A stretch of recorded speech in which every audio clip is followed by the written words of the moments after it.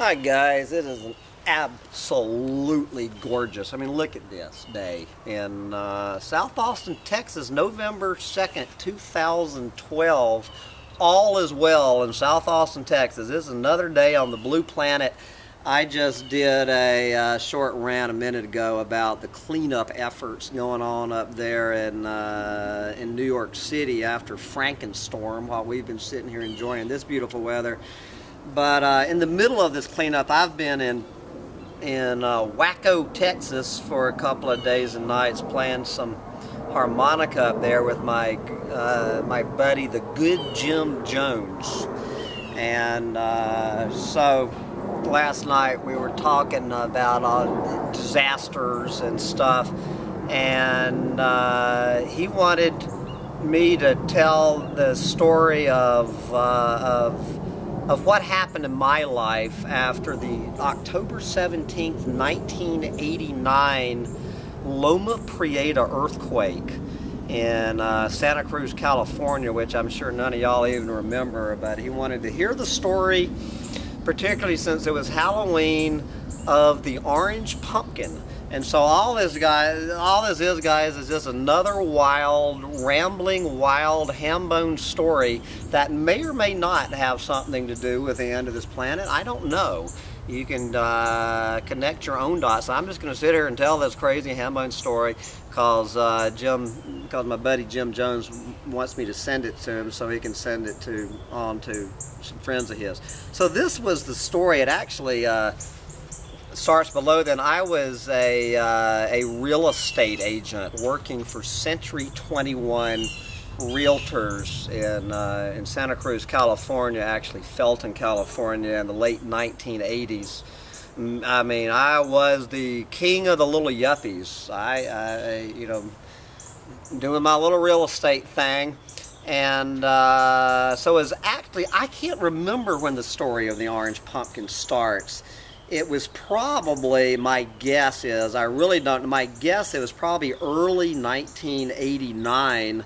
We had this little 1978 Datsun 210 station wagon, this little piece of crap. It was kind of a rolling doghouse, our little camping car, our little beater car, and it had one of these cheap orange paint jobs. You know how those old Datsuns looked, and we called it affectionately the orange pumpkin. I don't even remember where this car came from. My guess is we picked it up for $200 or $300 and never did drive it much, but I had my gas-sucking truck, and my dear sweet ex-wife, she was a school teacher, so she went out and bought her brand new gas-sucking car in 1989. So we had this car. I couldn't even get a trade-in on this piece of crap, on the orange pumpkin. So it sat around and sat around for a couple of months. My wife was at me more and more to get this eyesore out of the front yard. So it wasn't worth anything, guys, and I didn't have time in my busy real estate schedule to deal with this used car, and she didn't have time in her schedule. So here was our brilliant plan. So this was probably the spring of 1989. What we decided to do is we would just give the car away to some low-income Hispanic resident, some migrant farm worker, essentially. So what we did, but we didn't want to go through all the hassle of transferring titles and stuff. So what our brilliant idea was this: she followed me down, and we actually went to the edge of a migrant farm labor camp in Davenport, California, in the most third world little slice of Santa Cruz County we could find in 1989. We left the car unlocked, all the and all the windows down. Now we couldn't leave the key in it, that would be too suspicious, but anyway, we left all the windows down and the car unlocked, and drove back home, figuring that was the end of getting rid of the orange pumpkin, that some Hispanic farm worker would find this car and be thrilled to find it, and they could, rip out the starter and do all that stuff. Well, anyway, guys, we did that, and we went back to check on it 3 days later, And what did we find? We found the car still sitting there. The windows were all rolled up, and the car was locked, and there was this note left on the windshield in broken Spanglish, like, dude, are you crazy? You left your car sitting here with the windows open and unlocked, and someone could have stolen your car. So we took the liberty of locking your car and rolling up the windows. So that's what we got from the farm worker community. And needless to say, my dear sweet ex-wife, she just wanted to throw it off a cliff into the Pacific Ocean. And I said, no, we'll find someone for this car. So we drove it back home. And when I gave the car away to this homeless woman who we lived a mile and a half down a dead-end street in the Redwoods above Santa Cruz. And this poor woman lived about another mile beyond us, and she had was 1 or 2 small children. I mean, it was over 2 miles that she had to walk to the bus. We felt sorry for her. So I was always picking her up hitchhiking, so I just said, darling, why don't you take this car? And she goes, well, I can't pay you for that car. I said, just take it. It's free. It's free. I said, all I ask is that you sign the title over to your name. So I signed the title off, gave her the car, gave her the title, wished her luck. She drove on to her house about a mile beyond hers. Let's say this is April of 1989. I'm not sure. That's probably pretty close. So anyway, it was October 17th of 1989 at 5:04 p.m. when I was at work when the earthquake struck. Let me tell you about the most terrifying 17 seconds of my life. I was hiding under my metal desk, and this 8-point buck deer head fell on top of the metal desk while my ears were 6 inches away. I thought the entire building had fallen on us. Well, anyway, I remember in 17 seconds, I lost $17,000 with collapsed real estate deals. You know, I was on 100% commission. It cost me $17,000. But ironically enough, I'm going to get back to the orange pumpkin in a minute. So, because this brings FEMA in. So after the earthquake, as I say, I'm getting back to the orange pumpkin.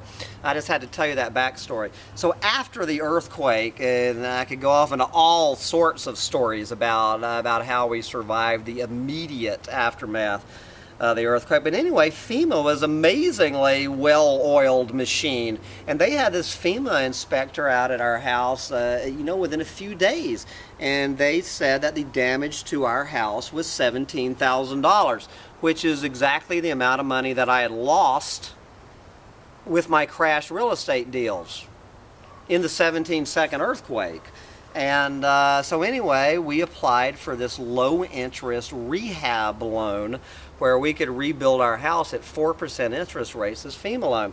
But what happened with that, we found out on Christmas Eve. We got a call after dark on Christmas Eve while my wife and I were staying at some little bed and breakfast way up on the north coast of California from FEMA calling from Washington, D.C., telling they were embarrassed to say because I was a real estate agent working for commission and my job had gone to hell in a handbasket. We were the closest real estate office to the epicenter of the quake, that I was denied the loan, the $17,000 loan, because I could not demonstrate that I was able to pay the loan back at 4%. So since I was declared indigent, they denied my $17,000 loan, but instead they just wrote me an $11,000 check that I didn't have to pay back at all. I just got a check for $11,000 with my name on it to spend however I wanted to spend. I went out and as we bought a new furnace, bought a nice new stereo, a new washer and dryer. You know, I did like any little good consumer. But anyway, that's what happened with theirs. So I got a check for $11,000. But anyway, getting back to the orange pumpkin. So remember, I gave the orange pumpkin away probably in April. gave it to this homeless woman who lived down beyond us, down on our streets. And then the earthquake was probably 6 months after that. The earthquake was October 17th. It came and went. All these people making insurance claims. Can you imagine the number of insurance claims? It is now the middle of February 1990. The middle of February 1990. We've already spent our $11,000 check. My real estate business is in shambles. We're making plans to move to Oregon. We're selling our house in California and moving to Oregon. I've already given you the story of the ham sandwich divorce, how that story ended in Oregon. But that's what we were up to, was bailing after the big earthquake. So it's now the middle of February 1990. It's pouring down rain on a Saturday afternoon. My dear sweet ex-wife and I are sitting at home, and here comes a fire engine. I mean the full tilt fire engine chugging up our driveway. We had a steep driveway. It's not easy to get a fire engine in and out of our driveway in the redwoods. So anyway, I mean, there's like 4 firemen on it, and the guy comes out to me all pissed off in the pouring down rain, and he's going, I'll have to use my name, Hambone Littletail. He goes, "Are you Hambone Littletail?" And I said, "Yes, I am." I said, "What is going on?" And he goes, "We found your car abandoned in Henry Cowell Redwood State Park. You need to go get your car." I said, "What are you talking about?" I said, "My car's out there in my garage. You know, I had my gas-sucking truck and my gas-sucking car." I said, "Both of my cars are sitting there in the garage." And he's going, "No, your car that was stolen last night." And we freak out. And we open up the garage. Well, there's our car and our truck. And I go, what car are you talking about? And the guy goes, "There's a 1978 Datsun 210 wagon registered to you sitting out there in Henry Cowell Redwood State Park, you know, with the starter hanging out of the side of the thing." And I'm saying, "Man," I said, "I gave that car away 6 months ago." My dear sweet ex-wife, she's already bitching up a storm. I mean, lighting into me. "I'm going to get rid of that bad guy. Well, you wouldn't listen to me." You know, all of that shit that I'm dealing with. So we have to get in the car in the pouring down rain and head out there. And sure enough, there's the orange pumpkin. Sitting out there, and the starter is just hanging out of the steering column. So I use a screwdriver to start the car, bring that damn car back home with me again. 6 months? No, I'm sorry. This is February. This is like 10 months after I gave that son of a bitch away after failing to get it stolen by a bunch of Mexicans. Talk about a booger on the end of your finger not being able to get rid of it. I said, my God. But anyway, when I went to pick up the car, I couldn't figure out what the hell was going on. It was like the whole driver's side of the car, it looked like it had melted. I'm talking the already shitty paint job was all bubbled up. I mean, the paint was peeling off the car. Had this little plastic mirror, this little rear view mirror was melted. Going down the side of the car, amazingly, the tires still had air on them. There was bubbling around the tires. The whole side of the car had melted. I thought, what the hell? So I go down, I just walk down the street to where this homeless woman, who I hadn't heard from in months, lived. Well, guys, I come to find out that her house had burned to the ground in the earthquake. That I guess she'd had a propane tank, and the earthquake happened, snapped the propane line. So her house had burned to the ground. Fortunately, she and her kids made it out alive. But the flames from the house, she had the car parked in the yard next to the house, the flames from the house had melted the side of the car. So I find out from her neighbor where she's moved to. So I got to get down and track her down. And so she, I guess, she had never put the title in her name. So I had to go find the title to the to the car. So I track her down wherever the hell she was living, and I had plenty of free time in my real estate career. Post-earthquake, I had no job. I was essentially jobless. So I track her down to get the title, and I'm talking to her, about finding out her landlord, because I'm going to make a claim. I decided, well, what the hell? I might as well make a claim against her landlord's insurance policy. So I get the name of the landlord and stuff, and I find out that he's insured by State Farm. So this guy is all pissed off at me for making a claim. Here it is. He's going, dude, he goes, I think I've suffered enough. He goes, I closed all of this out, this hurricane claims with State Farm months ago. What are you doing showing up in February? And I said, dude, don't worry about it. I'm not going to work very hard at this. If I can get a couple of $100. So he reluctantly gives me the name of his agent and stuff. So I head down to the State Farm office. I made sure to head down late on a Friday afternoon. It was still a pouring down rain. It was the next Friday. I get in the Orange Pumpkin, crank it up with the key, and tell my dear sweet ex-wife I'll meet her for happy hour. That I'm trying to get change to buy drinks, okay, for Friday afternoon happy hour is all I'm thinking about at this point. And so I stopped by the insurance office. Well, guys, I got to air some dirty laundry about Hambone Littletail. This is some guy who does not exist. Some man who used to inhabit this now celibate monk. Well, I used to be back in the 1980s when I was a swinging real estate agent. I was genuinely a swinger. I mean, my wife and I were in the lifestyle, not deep into it, but lightly into it. Hell, it was the late 80s in Santa Cruz, California, the Reagan years, and maybe that was the Daddy Bush years. Anyway, so we were into this, wife swapping and orgies and that kind of stuff. But I mean, even thinking about that I used to go to orgies. I haven't been laid in 3 years. I used to go to orgies, guys. Jesus. And so I get down there to State Farm, and I knew one of these guys who was big into the scene was the insurance adjuster for State Farm, but I didn't know where he worked. I figured he worked over in San Jose. So you got a picture. Here I am, a real estate agent. He's one of these conservative insurance adjusters for a big insurance company. His wife was a school teacher. My wife was a school teacher. And so we had our respectful little jobs by day, and then we turned into perverts at night. So I get there. Well, guess who?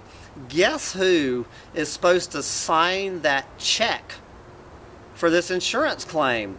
It's this guy. And he's probably still working there. I'm gonna call him Tweedledee. So I get there, and a big smile breaks out of my face. I said, I'll see what I can parlay this into. And so, but he's got his little minion. Tweedledee is this big guy. He's the guy, behind the door, that he's got his little minion out front to do his bidding for him. But he has to go sign the check. And so I come in there, and I say, look at old Dame Fortune smiling on Hambone here. And so I've got the title to the car in my pocket. The girl that I gave it to had never signed it over. She didn't have the money to deal with the DMV, so the car is still mine. I've got the title here in my pocket. So I start talking to this little dweeb minion, knowing who is sitting on the other side of that door. And I make my claim. And here it is, February, right when the office is closing on Friday. And the guy's going like, what the hell are you bringing this claim to me? That earthquake was back in October. And I said, well, I just now got my car back. And I was acting, all self-righteous and stuff. And he's going, well, exactly what claim are you making? So I told him, and he wanted to look at the car, so we get our umbrellas, and he goes and looks at the car. And guys, the whole car, you know, even before the damage, was probably worth at most $500. This is about a $500 car before the damage. The guy is pissed. He is pissed off. So he come back up in the office and start negotiating. And he goes, well, what can I do for you, Mr. Littletail? I mean, what is it you're looking for from State Farm Insurance over this? And he knew it was a horseshit claim.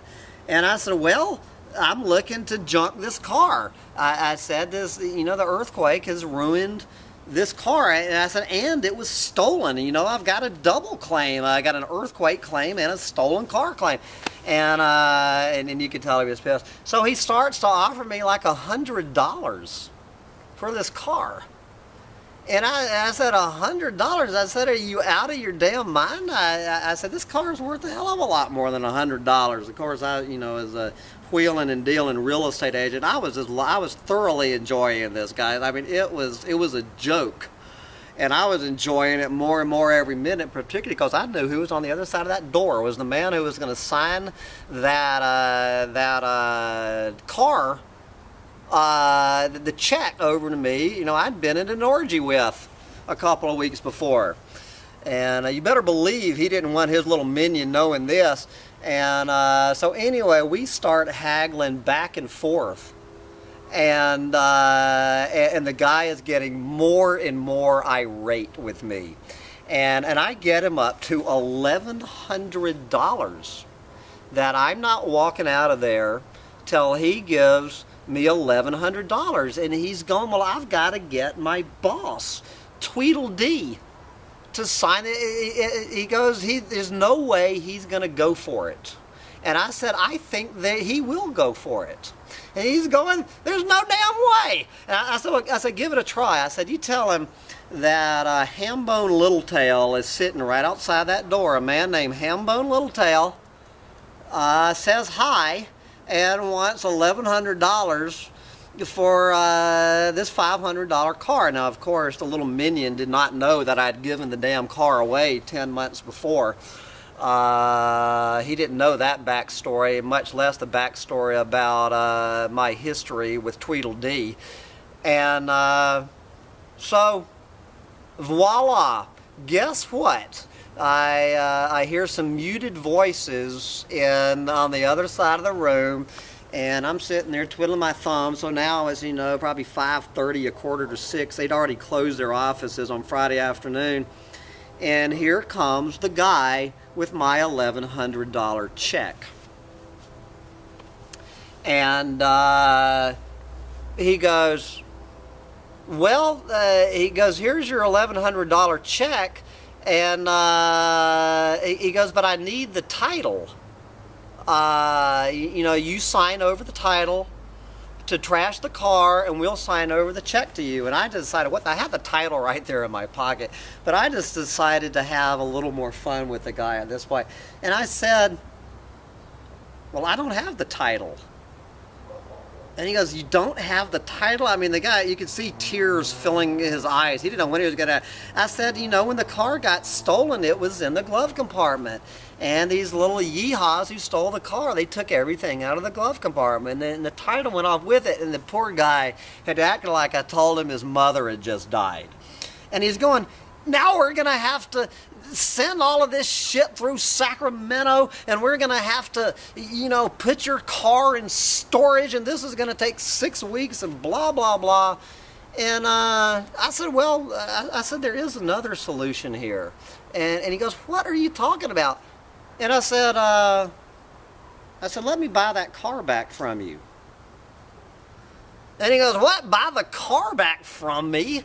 What are you talking about? He goes, so after all this, we're giving you a check for $1,100, and now you're going to sit here and give me $1,100 back for this car? And I said, $1,100? Are you out of your damn mind? I said, that piece of shit, you know, I said, it's worth $100 max. $1,100, are you crazy? I said, I'll give you $100 for it. I said, I'll write you a check right now. So he's holding a check for $1,100, and I'm offering him a check for $100 in return for the check for $1,100. He goes ballistic. And I said, man, I said, I know you want to get out of here, and I want to get out of here. I said, my wife's waiting down at the restaurant, and my friends, and let's just wrap this thing up. And I said, you go in there and tell Tweedledee that Hambone Littletail has an alternative suggestion, that that he buys the car back for $100. And the guy looked at me like I had completely lost my mind. He goes back into Tweedledee's office. I hear these little muted voices for about 5 minutes. The guy comes in. He's if he had had a gun, he would have killed me. He was irate. He was irate. He slams the $1,100 check down on the desk, written out to Hambone Littletail. And I pulled out my checkbook. That's when I used to own a checkbook. I pulled out a checkbook, and I just wrote out a blank check for $100 and said, fill that in how you want to fill it in. And I tucked my $1,100 check in my wallet, right next to the title of the car, and went back to the Orange Pumpkin with $1,000 in my pocket, and I still had the car. You can imagine how this news was received by my dear sweet ex-wife. When I was cracking up people with this story, of course I was leaving out the little component about the orgy dot connection was left out of my. It was just a funny story, and I was showing this check, this $1,100 check, so I picked up the tab for the table that night, you better believe, and I still had the Orange Pumpkin. So I drive it back home, and I actually I was ready to keep the thing. All I'd been through, but of course my dear sweet ex-wife was absolutely enraged by this. She says, you're going to drive that piece of shit to your real estate office tomorrow. That's the car you're showing property in. And I went and parked the car right in front of the Century 21 office, right on there on Highway 9 in Felton, and put a big sign, first $500 takes it. And guys, that car hadn't sat out there for an hour before, I think this guy was Vietnamese. This little Vietnamese guy comes in, and about 5 minutes later, I had $450 in cash in my hand, and he drove off, the proud new owner of the Orange Pumpkin, and which I had just made $1,450 off of a used car that I had given away 10 months earlier and tried to get stolen to add to my $11,000 check from FEMA. And that is how I survived.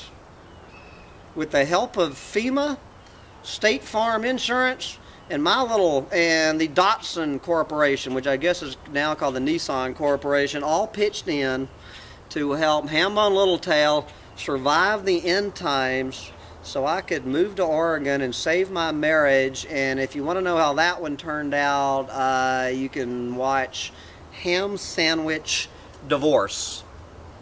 But with that, I'll wrap this rant up, because I got to figure out if I can get my poor little Dell laptop computer cranked up one more time. It's ugly, guys. It's ugly. And it's a good thing that I have my rent check coming in today, because I'm probably spending money on yet another computer. But that's my problem and not yours. So for now, I'm going to say bye, guys.